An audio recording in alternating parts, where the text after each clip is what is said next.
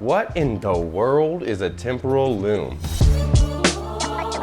Loki picks up just where it left off, with Loki running to Mobius, trying to tell him that he who remains has now been killed and that all of his alternates, his variants, are coming. But this Mobius doesn't know who he is. Loki is ripping through time. And he went into the past. With them not knowing who he is, Loki does a real Loki thing and he tries to escape and get away so that he can go help Sylvie. This is a different Loki now. This is a Loki that has felt love and compassion. Eventually, he does time slip back to the present time and he sees someone that recognizes him. But at this time, the TVA is just completely in a panic. They have no idea what's happening and they've stopped pruning because it turns out that every single person that they prune and every single timeline that they prune actually does kill that person or resets them to be a TVA agent. They're in a very big ethical dilemma. Should they tell these people that what they're doing is an atrocity, or should they let them live blissfully in it? But at this point, they don't know about He Who Remains, and they don't know about the main purpose of the TVA. C-15 is kind of leading the charge on we need to tell everybody. Mobius seems a little different to me. He seems to kind of have an agenda, but it could also be that his entire life has been flipped upside down and he's just being Mobius and kind of being a wild card. Whenever Loki is finally able to explain to everyone what's happening to him and what he's found out, the way he does this is he destroys a tapestry that's on the wall revealing He Who Remains' face and multiple of his faces. He's kind of panicked right now and he's not really getting his message across well, and the general of the TVA wants to be a general and take this up militarily. It seems like the political side wants to actually stop pruning, so they decide to stop pruning. But just at that point, Mobius for some reason takes Loki out and says, hey look, you're not really any help to us if you're still time slipping. So we need to address the fact that you keep disappearing. So they go down to the very bottom of the TVA.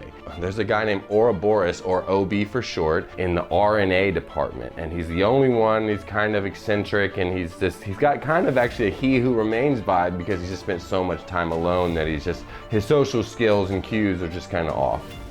Okay.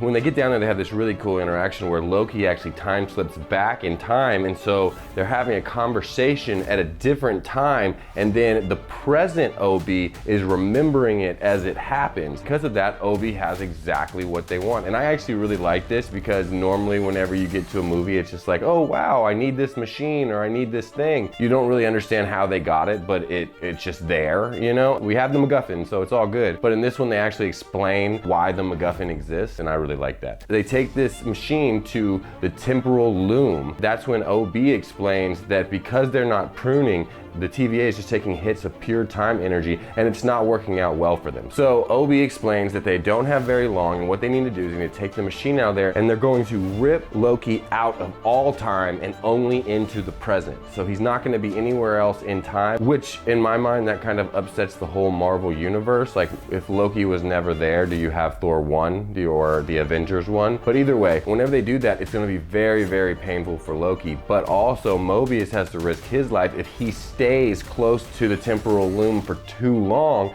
then his skin will melt off, or You'll get very old and all your skin will get peeled away and you will die. and it'll all happen very, very quickly and it'll be very painful. So he has to walk out in this weird kind of Fifth Element suit. It's like really big and has a weird tube on the back. And he has to walk out there and he stays as long as he possibly can. And Loki needs to prune himself. He needs to kill himself so that this machine can grab him out of time, grab his time energy out, right? But Loki time shifts at the worst possible moment, and for some reason he can carry the little timer, but he cannot carry the time stick.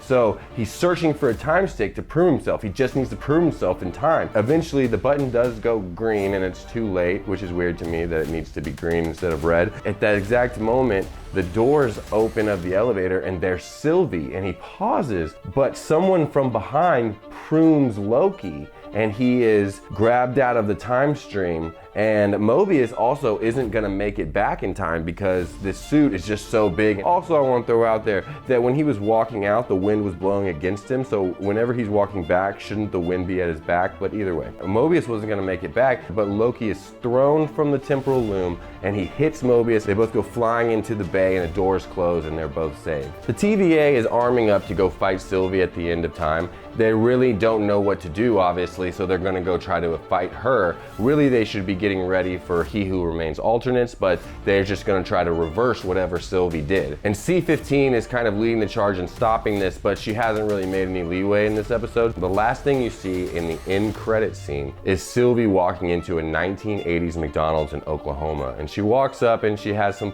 funny banter because she's never been to a place. It's much like Thor, kind of regurgitating the same joke. Whenever she looks around and she sees the people enjoying their life and having friendship and family and all of those things that she never had, she says, I'll have everything. And then the dumb Oklahoma guy says, oh, okay, I'll get you that. So I have a feeling that she's gonna order everything and then she's gonna have to work off her debt, so she's gonna have to work at the McDonald's.